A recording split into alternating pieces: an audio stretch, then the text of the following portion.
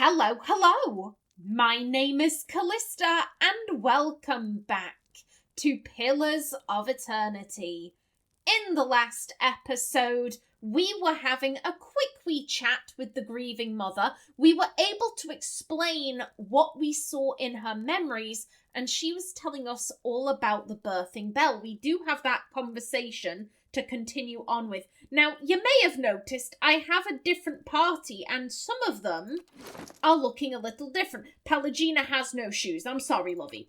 I'm sorry. So I've decided I'm gonna have a bit of a shopping episode today. I want to sort out everyone's inventories.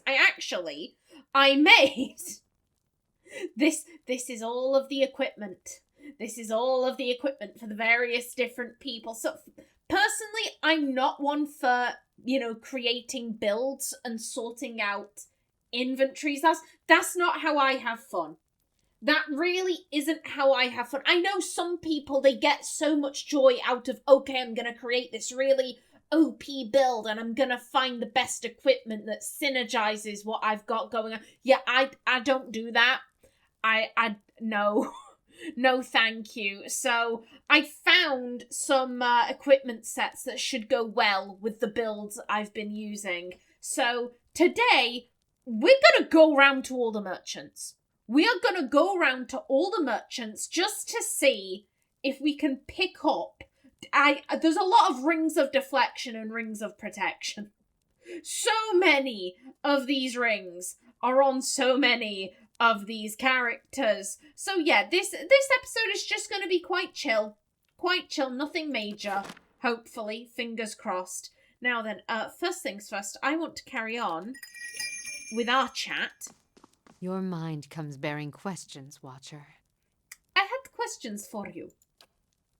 Let your mind speak for you. I shall listen past the words. Ooh. Yeah, let's carry on here. Can you tell me about the birthing bell? The birthing bell. It is where I could draw new souls into the world. I recall some of the memory of it through what you have seen, but not all. Why would you give a telling of a child's spirit? Many would come seeking their child's future, or a reading into the child's past, the lives its soul is said to have lived. There is a slow chill, and for a moment, it seems as if she is going to fade from your vision, as if she can't bear to be seen, and there is a spike of fear, alarm.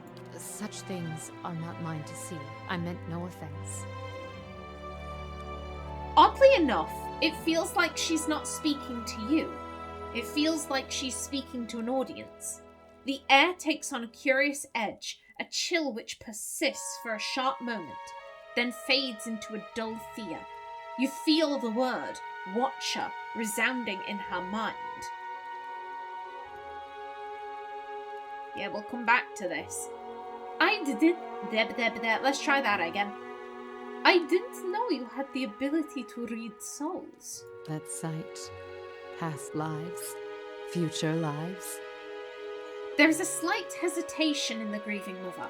A brief spike of worry, then quelled. The sensation is an odd one, but vanishes as quickly as it came. Such sight lay beyond me, yes. You're frightened. Something about Watchers. As the thought of Watchers crosses your mind, you feel a sharp pain, stabbing, and the sudden burn of lashes across your back and shoulder. And then it goes, and you feel the Grieving Mother before you, silent, almost fearful, weary. I was something else, but because the title Watcher was cast on me, the word carried a weight I had neither earned nor deserved. The world seems filled with such titles. They distract, I think, from the actions of the person, from their strengths. Ah. Yeah, there comes a time where a title may just completely consume a person. Through no fault of the individual's own. It's just that, to use a Dragon Age, a Dragon Age example, the Inquisitor. They stop being Lavellen or Trevelyan or Kadash or who was the last one? It's the Kunari. Adar. There we go. There we go. They cease to be themselves and they become the Inquisitor, whether they like that or not. Why did you believe you were a watcher? Well, here's the thing. If she can... Her thing is because she's a cipher. She can do these things because she's a cipher. But there seems to be a lot of overlap. And if I understand the lore of this world correctly, ciphers are primarily found amongst the Glanfathans. They're not that well known about outside. Like, now, they are. There's more of an overlap. But back in the day, probably when she would have been a young lady, you know, there really wasn't. There wasn't much knowledge. So if you can do this, that makes you a watcher. Because we don't know what the fuck a cipher is. Ooh.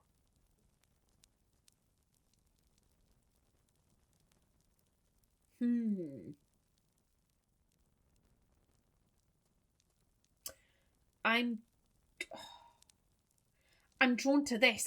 Here's the thing, I reckon it's going to be like what I said. She didn't know what a cipher was, therefore, her abilities must be watcher-like in origin.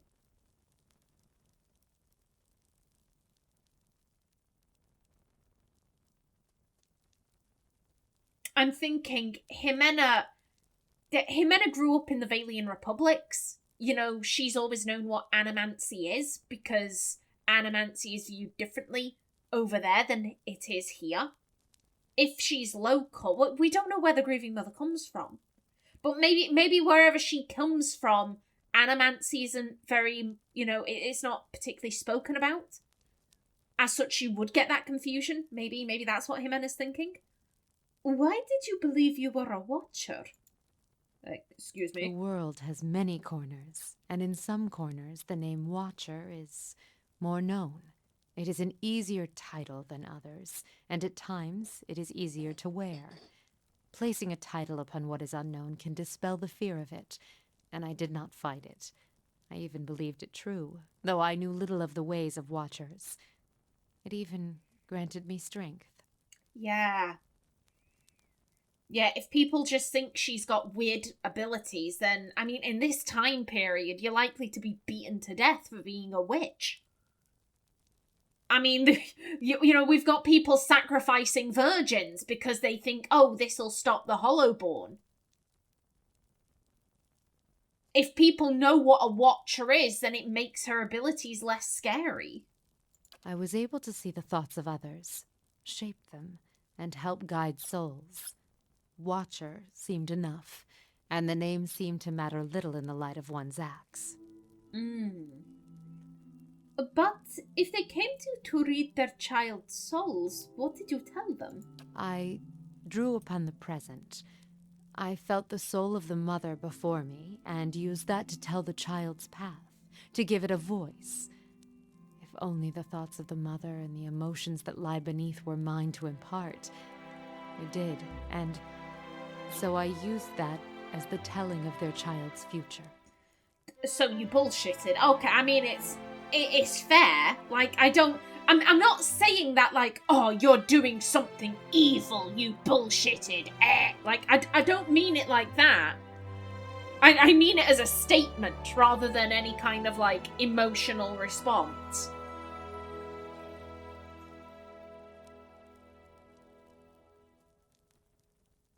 I mean, I'm coming at this from the angle of, like, I don't believe in fortune telling.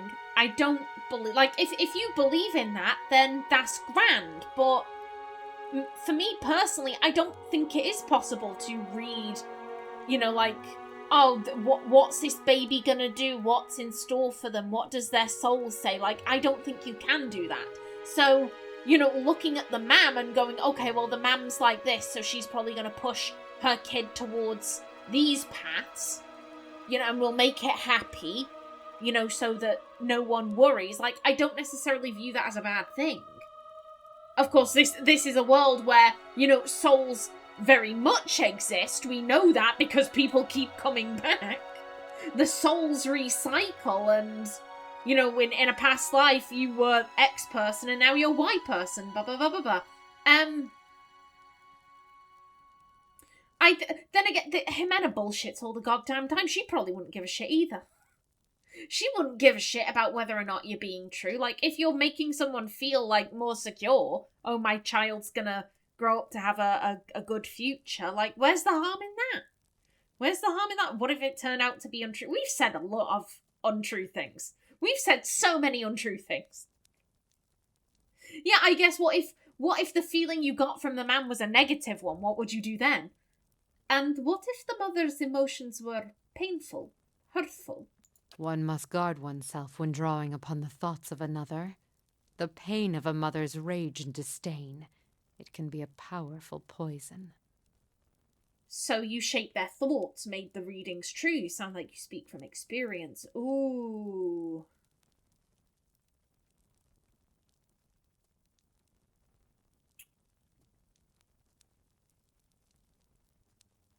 Both of these are interesting. Both of these are interesting lines of questioning. Because if you're shaping the memories, like what she did with Alis, I mean, that is an incredible breach. That is an incredible breach of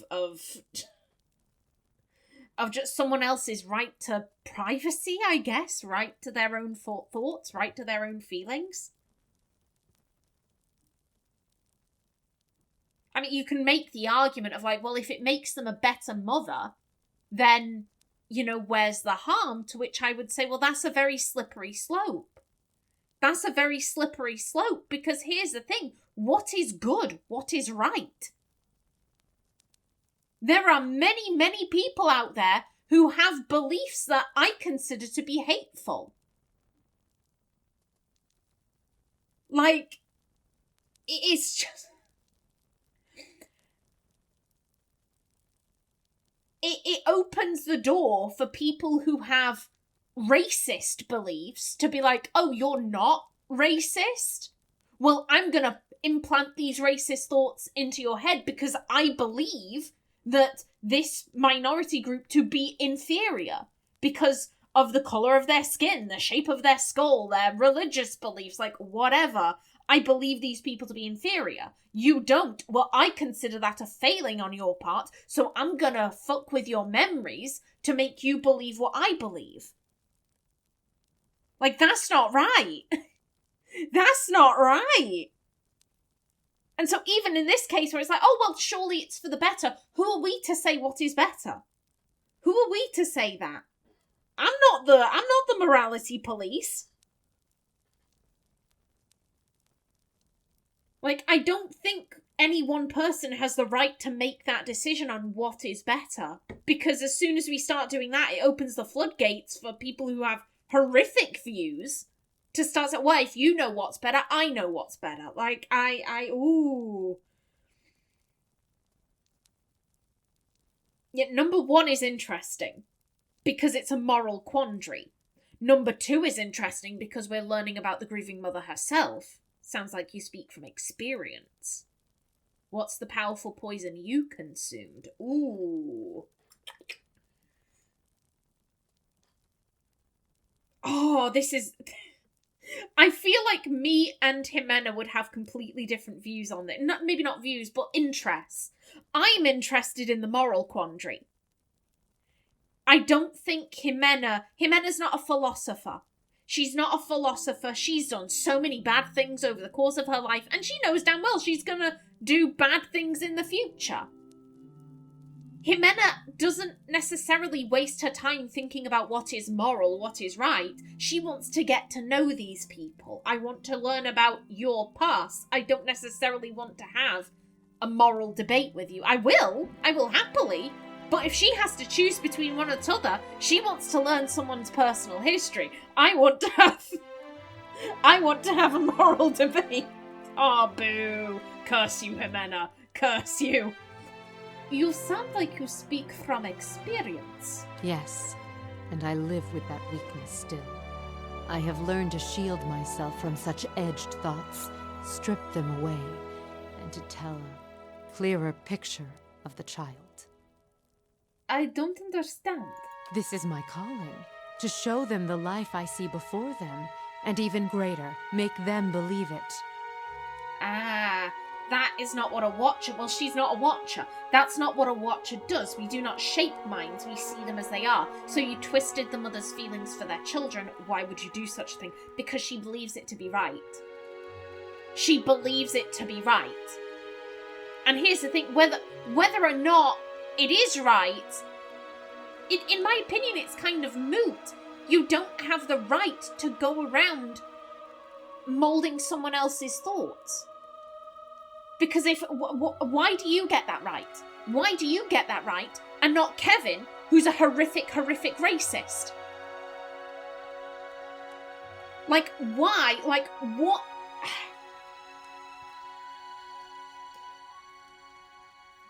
I'm struggling to put what I feel into words, I think.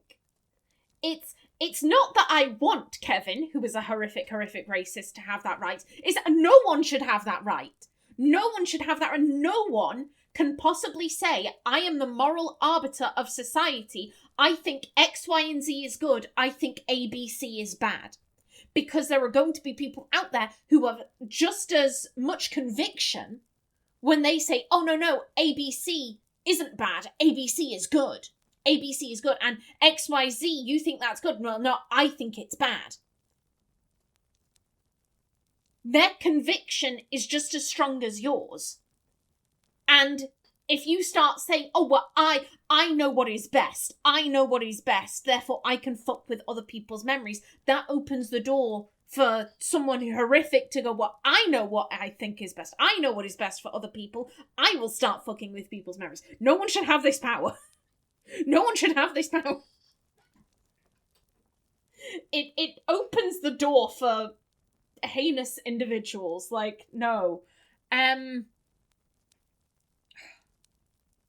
Because, as I said, why would you do such a thing? Because she believes it is just. She believes it is moral. She believes it is right. I'm kind of drawn to 2 because that's not what a watcher does. Well, she's not claiming to be a watcher. She was in the past.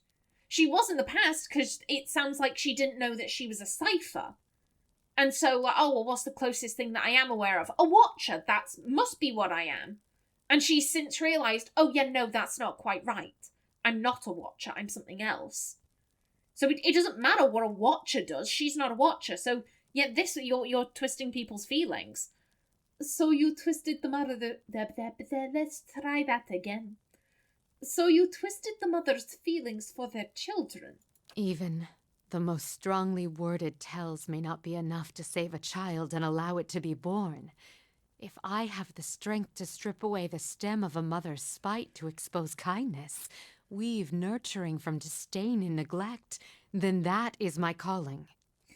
I can't get behind this.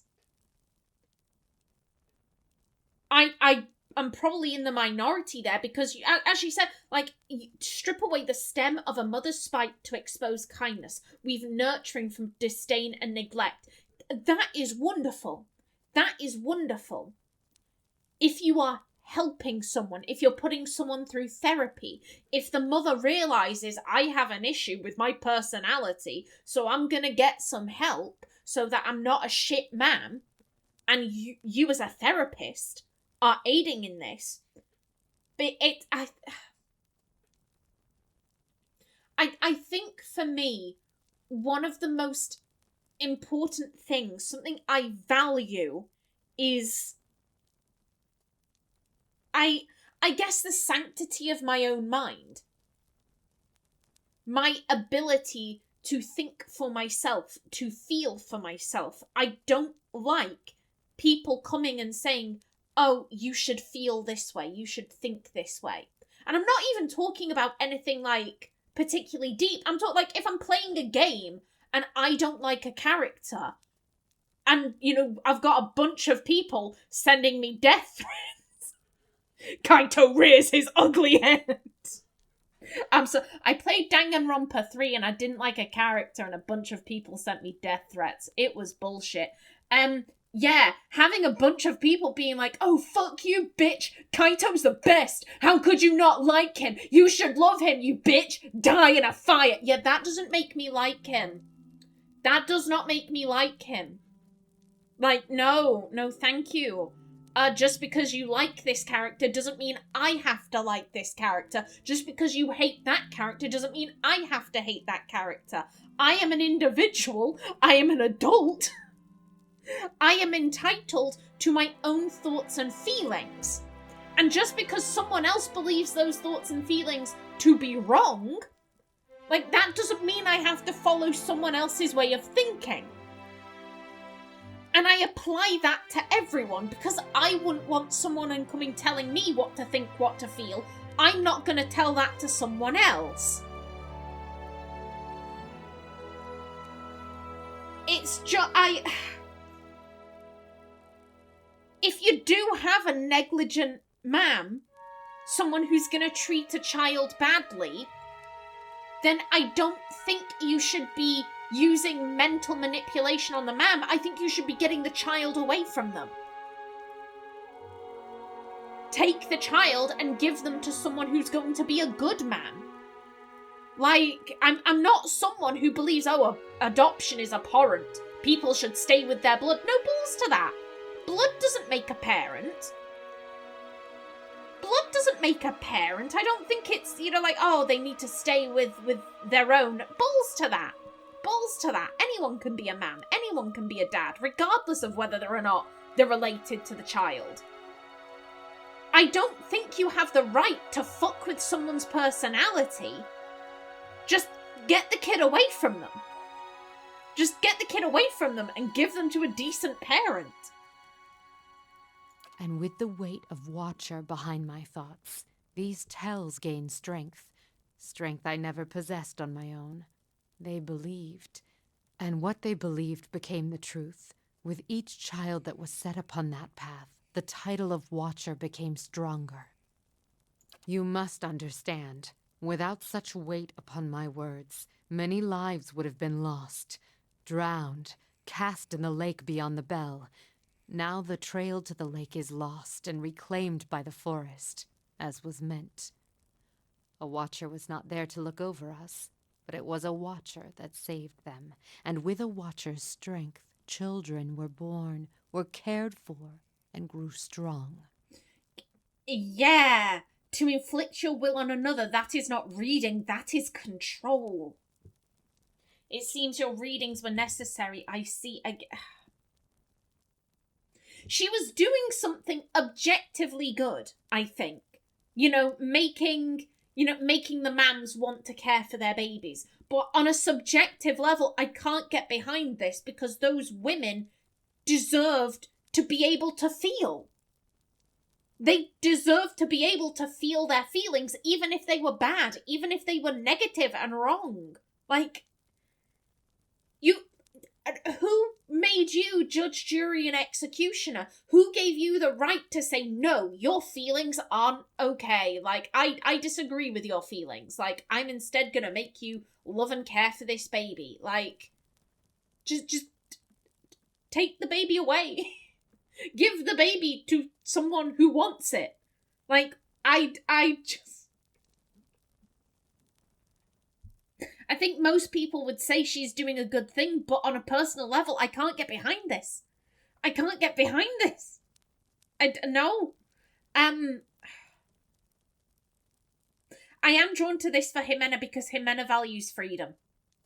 Ximena values freedom. I don't think she would like someone looking into her head and jiggling things about a bit, and then suddenly Ximena's like, oh, I don't want a life of crime anymore. I want to become a nun. I don't know where this came from. Like Ximena would hate that. Ximena would despise. Ximena would feel so violated if someone just peered into her head and started fucking with how she felt.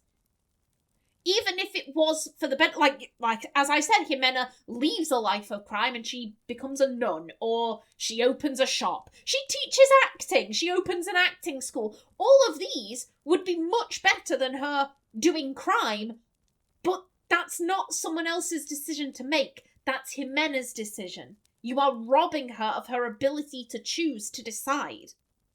To be blunt, any improvement, it's not on Ximena. It's on you. Like, did those women ever become good mams, or had they just been manipulated into acting a certain way? Like, to inflict your will on another, that is not reading, that is control. What use is a frightened will when a spirit is at stake? Would you let the fears of a mother end her newborn's life? You felt it in the memory, the weight of it, the importance of the child's life. It was a memory we shared. Did we share that memory, or did you inflict it on me, that memory? It's not the truth, is it? Okay, I'm looking at my timer. I only have 5 minutes left. We might not be getting to shopping today. This is interesting. This is intriguing. I'm drawn to number 2. It's... Would you let the fears of a mother end her newborn's life? Here's the thing, again...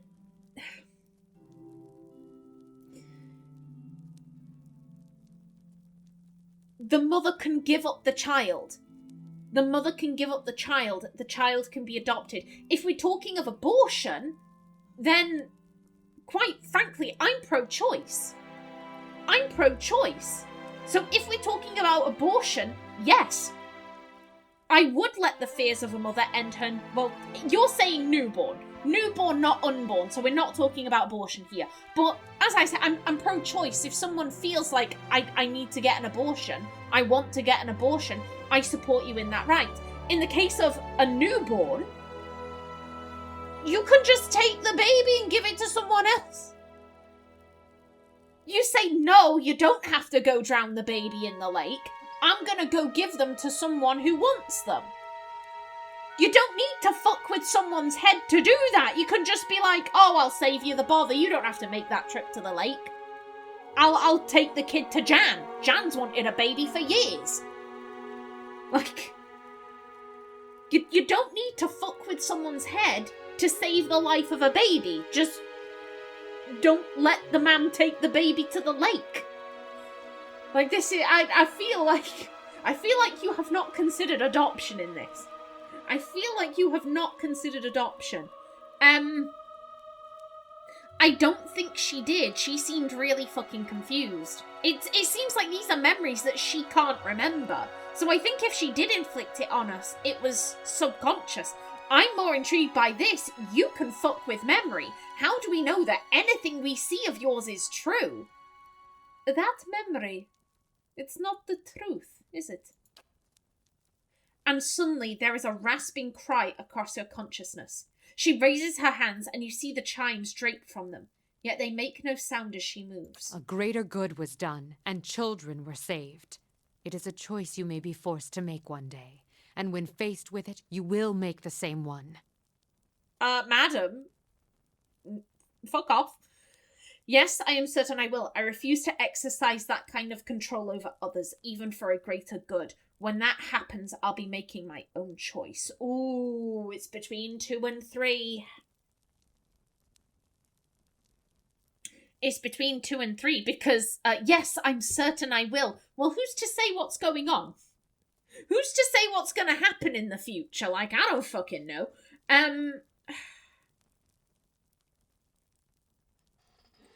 Ximena lies and manipulates. Here's what I'm getting at. Ximena lies and manipulates. Does she control? I don't think Ximena would view herself as controlling others. Because at any time, that person could say to themselves, actually, I don't want to give this individual my life savings. I've got them all in a bag. They're waiting for me down the street. I don't want to do this. And they could turn around and they could go home. However, they don't do that because Ximena has so thoroughly manipulated them that they think, oh yeah, this is necessary. It's only later on that they might realise, wait a minute, I've been had. That was bollocks. I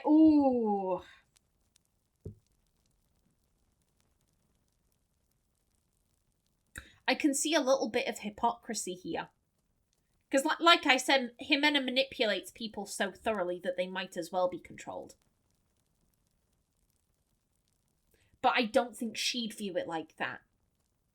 I think that is probably how she justifies it to herself. Well, they could make any other decision.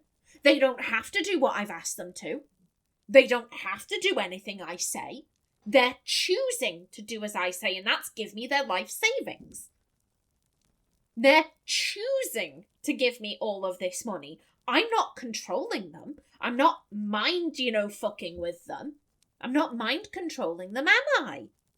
I just told them a little wee story, and they're doing, this, and I get what I want. I've not controlled anyone.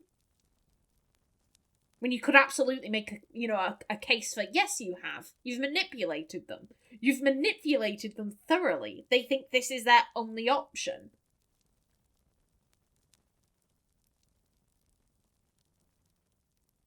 Yeah, there goes my time. Yeah, there it goes. There it goes. Yeah, we did not get around to going shopping in this episode. The Grieving Mother is cool. She's interesting. I'm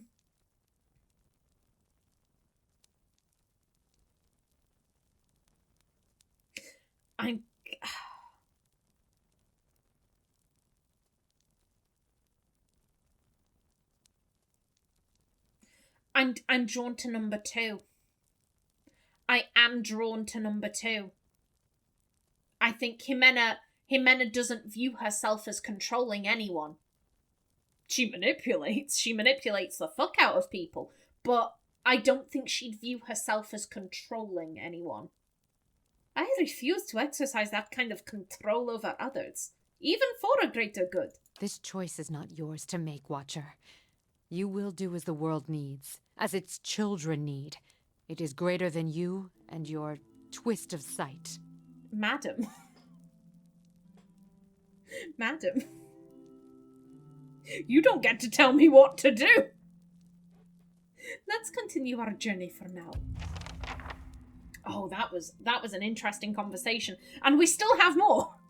We still have more to talk with her about. Will we ever get to shopping? I don't know. Keep your fingers crossed. Until then, please remember to like if you enjoyed, leave a comment below, and if you wanted to subscribe, it would be very much appreciated.